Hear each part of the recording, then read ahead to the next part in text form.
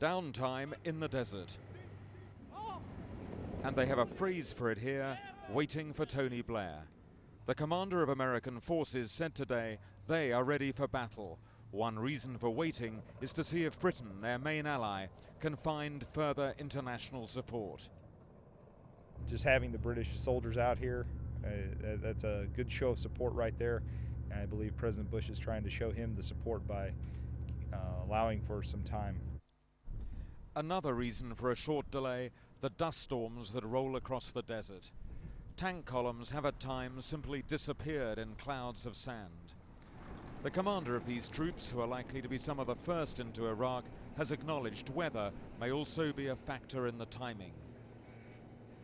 Some nights visibility has been down to a few meters.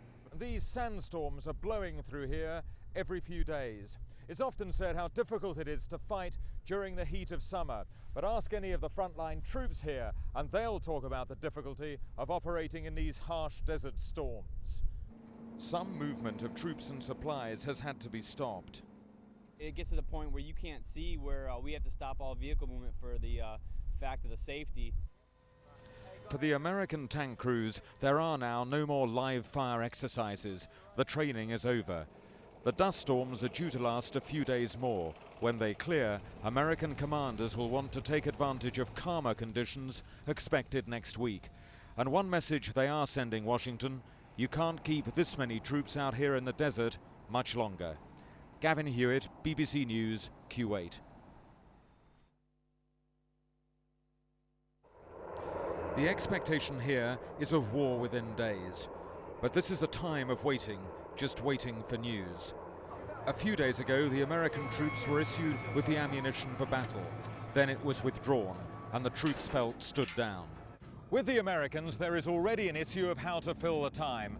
These men have been out in the desert, ready for war, for some time. And commanders are having to work out how to keep the troops focused. So the battle plans for the invasion have now been given to the brigades, and some of the details passed down to company level. Bunker.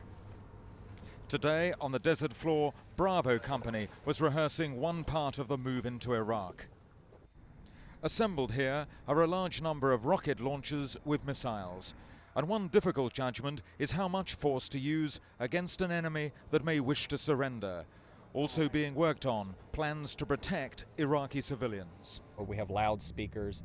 Basically, we would move to wherever the population is at, convey our message that we would prefer that they stay in their homes and seek safety until operations are done. Our goal is to stop any type of killings or executions, or try to capture the Ba'athist Party members and then bring them to justice.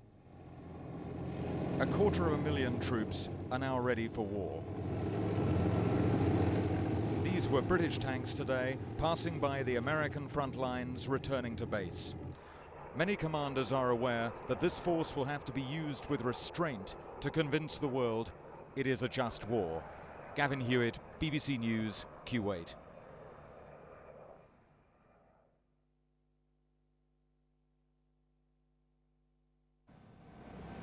At this American camp today, the unmistakable feel of an army on the brink of war. Everywhere, men like Staff Sergeant Andrew Connell, with all ammunition stored, were testing their equipment. Next time his Abrams tank moves, it is likely to be into battle. If you need water. A last briefing. These troops from Bravo Company, 269 Armour, were being told where they'll find fuel and water inside Iraq. These were the serious faces of men who have not seen combat before, but shortly will. These frontline troops are being issued with leaflets to hand out to the Iraqi people, and this is what they say.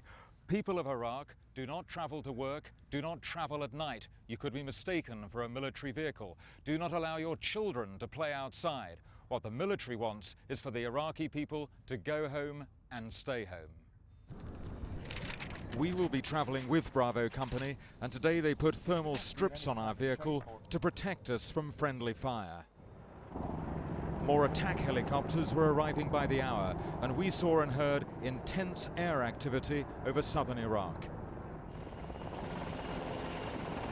A last rehearsal too for the Black Hawk medical teams. They will fly into the battlefield to remove casualties. It creates a few butterflies here and there, but you know, we've been out here training our butts off for the past 9 months, and personally, I'm ready to rock and roll. I want to get it over with. I want to get back home to my family and friends. This was a reminder, if one was needed, of the reality of war. There will be casualties, American, British, and Iraqi. Gavin Hewitt, BBC News, Kuwait.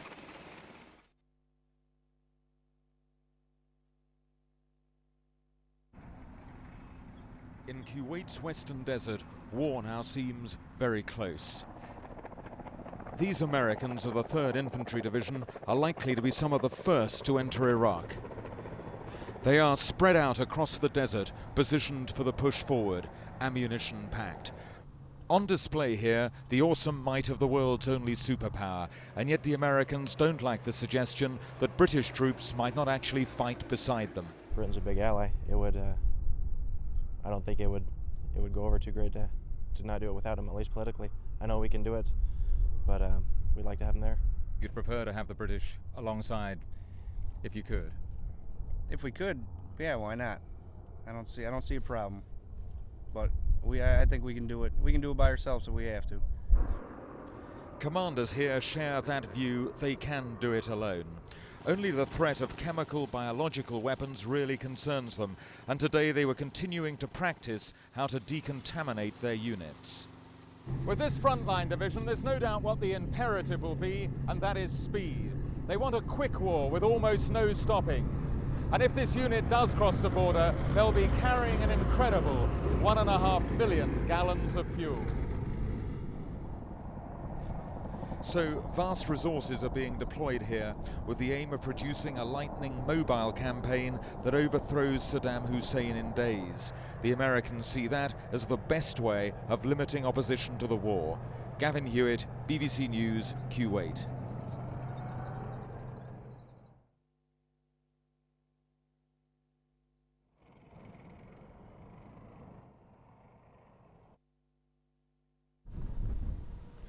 During the day, American troops have often been swallowed up in dust storms. Tank columns have at times simply disappeared in clouds of sand. The commander of these troops, who are likely to be some of the first into Iraq, has acknowledged weather may be a factor in the timing. Last night, visibility was down to a few meters, with sand blowing at 40 miles an hour.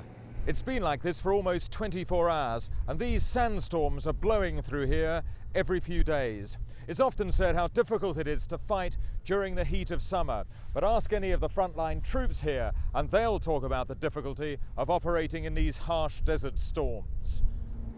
Some movement of troops and supplies has had to be stopped. It gets to the point where you can't see, where we have to stop all vehicle movement for the fact of the safety. If we move vehicles with the zero visibility, we take the chance of hurting our vehicles, and we may have to take the combat. Hey, go ahead, Duke. For the tank crews, there are now no more live fire exercises. The training is over. All that remains is waiting. The dust storms are due to last a few days more. American commanders may well want to take advantage of calmer conditions next week. And one message they will be sending Washington: you can't keep troops out here in the desert much longer. Gavin Hewitt, BBC News, Kuwait.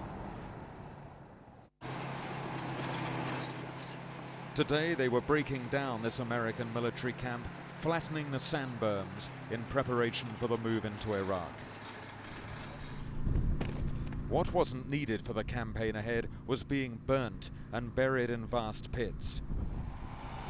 Some troops were already moving up to the Iraqi border, waiting for President Bush's deadline to expire. One convoy of Marines took several hours to pass by. A sober assessment of what lay ahead was given by Colonel Daniel Allen. We expect, he said, that Iraq will use chemical weapons at some point, although he didn't expect to fight the regular Iraqi army. The information that we have is, particularly in his regular army forces, that they have no desire to die for Saddam Hussein, and we hope that that sentiment is both accurate and spreading rapidly, because we have no desire to kill the Iraqi army. So the troops here have been told that part of the American battle plan is to spare, if possible, the regular Iraqi army, who they see as having an important role in the country's future. But these men also have been told to expect some hard battles that may include weapons of mass destruction. When these units cross the border into Iraq, they and those of us traveling with them have been told we have to wear full protective chemical clothing. It may have to be worn for long periods, and temperatures here are already reaching 30 degrees during the day. For the troops of Bravo Company 269 Armour, a final photo, a ritual before combat. Their commander says, "We come into Iraq as liberators." Most of these young men will risk their lives, knowing much of the world is unconvinced. Get your rucksack, let's get ready. Gavin Hewitt, BBC News, Kuwait. For Bravo Company 269 Armour, the order they had all been waiting for after weeks in the desert came late afternoon. They were moving out. They began forming a convoy that would take them closer to the Iraqi border and closer to war. When the order came through a few minutes ago to line up for the move forward, there were cries of "let's roll." But these are not men aching for combat. They know a dangerous mission lies ahead, and they just want to get on with it. Finally, we're going to get to go ahead and do what we're trying to do, you know what I'm saying? Pretty good. Do you have any fears about what may lie ahead? No, I have confidence in all the equipment that we got, the way we're trained up and everything, so I think everything's going to go good. We're coming home. We're coming home. Basically, just watch your buddies and watch yourself, and that's about the most you can do to get home. The line of armor stretched back into the desert, an army forming up for invasion. This division, when it crosses the border, will have over 10,000 vehicles. The military commanders are certain that they have the power to remove Saddam Hussein. What intelligence cannot tell them is what the cost will be, and whether the Iraqi people will treat them as liberators or invaders. Earlier in the day, a sandstorm had delayed some deployments. Even so, convoys continue to move forward, scarcely able to see the vehicles around them. There is every indication here that if war starts, the intention is to psychologically overwhelm the Iraqis with an awesome display of force. What American commanders are hoping is that some Iraqi units will capitulate in the first days of the conflict. Gavin Hewitt, BBC News, Kuwait.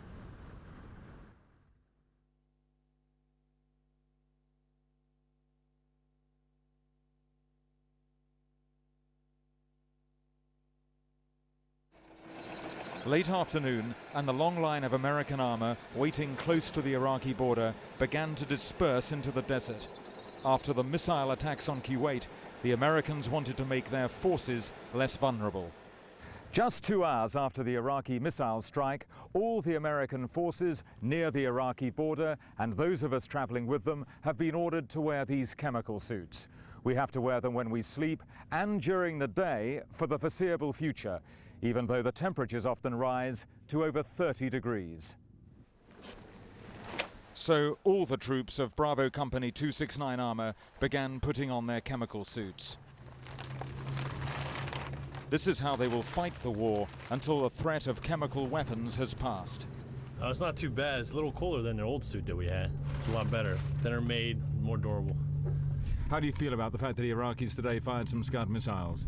Well, I'm not surprised. I was here during Desert Storm, so they did the same thing. So maybe to the younger soldiers a little worried, but we're here to reassure them that we're pretty safe from them. How did you respond when you heard that a number of Scud missiles had been fired by the Iraqis today? Calmly. The lieutenant came and told us, and you know, I'm all right with it. Last night, a vast convoy of American armor and support vehicles had moved up close to the Iraqi border. When the division crosses into Iraq, it will have with it over 10,000 vehicles. During the day, we heard that 27 Iraqis had crossed the border and surrendered. We haven't been able to confirm the details, but they were apparently part of an Iraqi border unit. Late afternoon, and a succession of American missile attacks began on southern Iraq. The war, it seems, has begun in earnest. Gavin Hewitt, BBC News, on the Kuwaiti-Iraqi border. Just hours before the first military action began, the Americans had started to move their main armored units up close to the Iraqi border. It was a vast column stretching back miles. This morning, now at war, the units were in position to strike into Iraqi territory. This is now the American position closest to the Iraqi border. As we were driving up here last night, military commanders were getting reports that Iraqis were crossing the border to surrender. We can't confirm those details as yet, but we understand that these Iraqis belong to their military border units.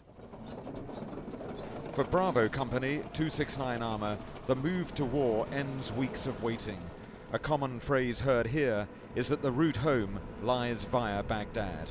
Finally, we're going to get to go ahead and do what we're trained to do, you know what I'm saying? Pretty good. Do you have any fears about what may lie ahead? No, I have confidence in all the equipment that we got, the way we're trained up and everything, so I think everything's going to go good. We're coming home. We're coming home. Basically, just watch your buddies and watch yourself.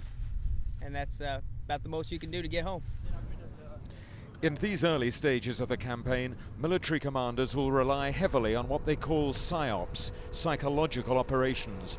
Leaflets are being dropped on Iraqi regular units, telling them how to avoid being attacked.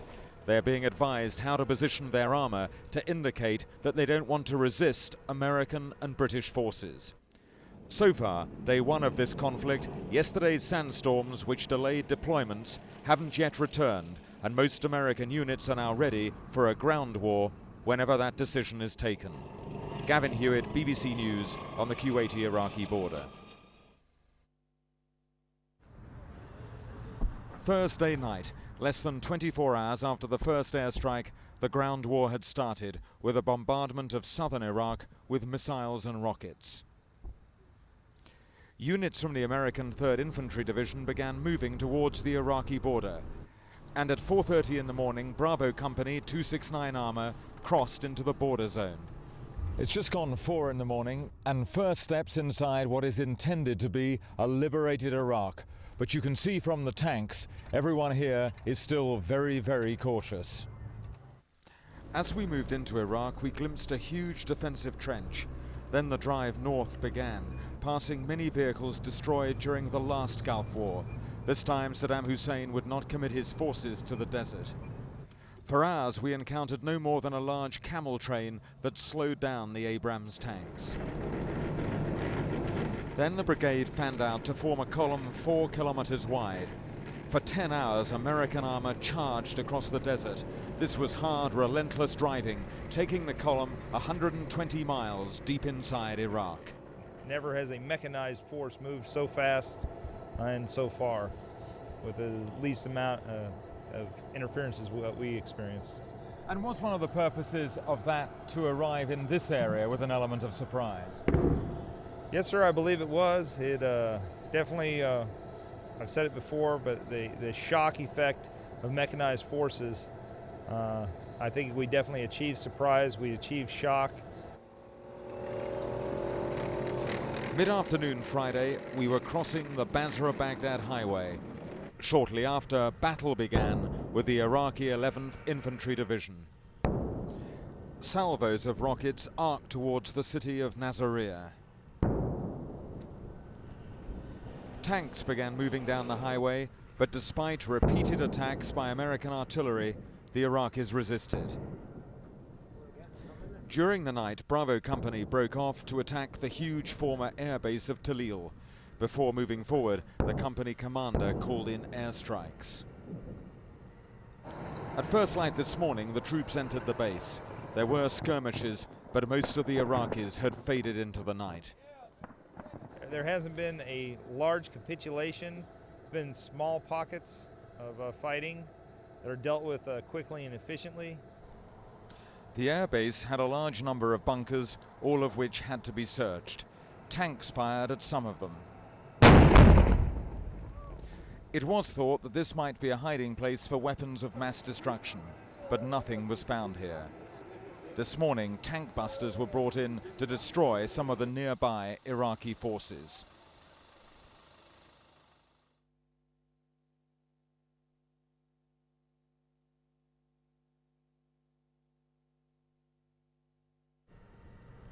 The battle for Nasiriyah began yesterday afternoon with the Americans firing salvos of rockets towards Iraqi forces. The Americans pushed their tanks to within 7 kilometers of the city, but despite a strong bombardment, Iraqi regular troops refused to give up. During the night, Bravo Company 269 Armour broke away to attack the nearby airbase at Talil. They called in powerful airstrikes before moving in. By first light, the troops were searching the base. There were skirmishes, but most of the Iraqis had faded away.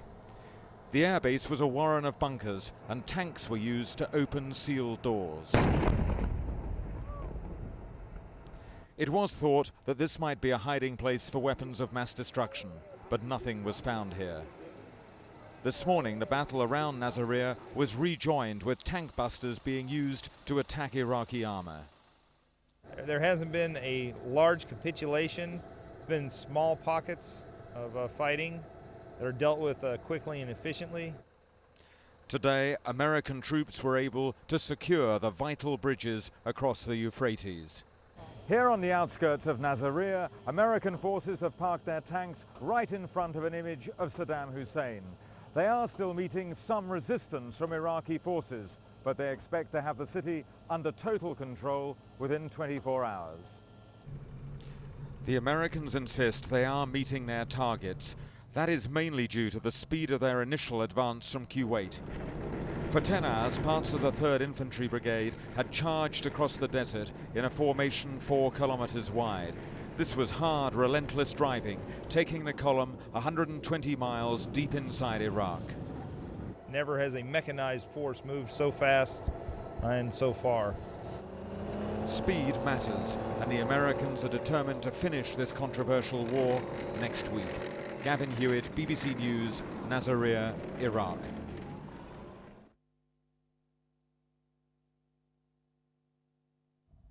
Just after 9 o'clock this morning, firing broke out on this road about half a mile away. An intense skirmish followed. It was just one incident, but rather typical of the way this war is developing. Let's get going. Let's get mounted up and get on out of here.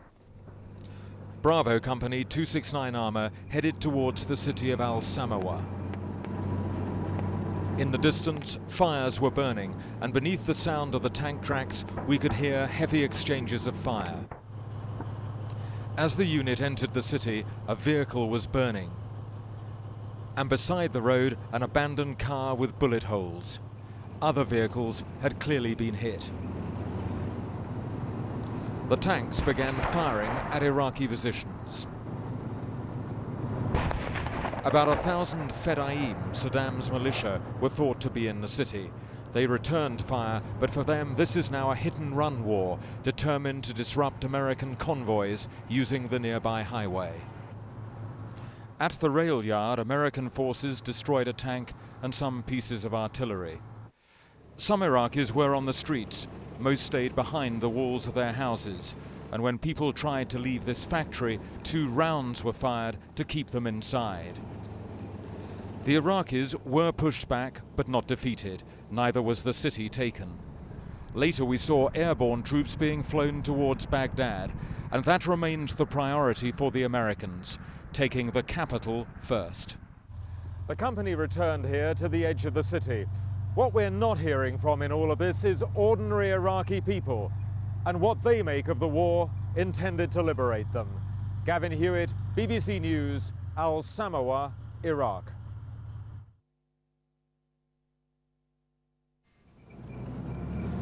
The sandstorms have been followed by rain and mud. This campaign was supposed to be about rapid advances. It's not proving so easy. The plan was to bypass the towns and cities, but the Americans continue to find themselves in fierce firefights, particularly with Saddam's special militia. They are also having to protect their long convoys bringing up supplies for the battle for Baghdad. These logistics trains rumble on through the night, but small groups of Iraqis are now attacking vulnerable, soft-skinned vehicles. They hopped out and began to open fire with the AK-47s, and they fired 1 RPG also. at our convoy. Immediately after taking fire, we all turned towards the enemy and opened up fire on him. So, when curious Iraqis walk by American checkpoints, they're waved on, often at gunpoint. Every encounter is tense. These men were being held after weapons were found in their car. The American commander believes they are some of those who are fighting both in and out of uniform. As American armor has moved through the small towns, crowds have lined the routes. Most have waved, many have smiled. Some of the kids shout, "Water, water." But I found the atmosphere subdued. There were quite a few sullen faces. Certainly here, there is little feeling of liberation. One battalion commander told me the intention was never to take the towns, but to concentrate on overthrowing Saddam. But he recognized that one consequence was that the regime retains its hold of fear. Although this campaign is making some progress, the words you frequently hear from commanders is, "This is not what we expected," facing a guerrilla-style campaign along the highways and in the towns and cities.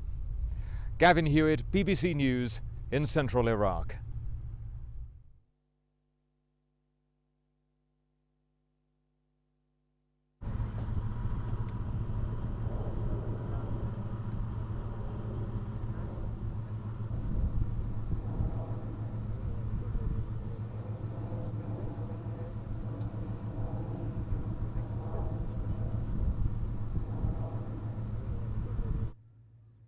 This has been a day of American confidence, with commanders talking of making incredible progress. And tonight I can tell you there are substantial American forces close to the Iraqi capital. So another day of progress with American forces edging closer to Baghdad. But what happens next isn't clear, for American commanders remain reluctant to fight their way into the city. Gavin Hewitt, BBC News, south of Baghdad.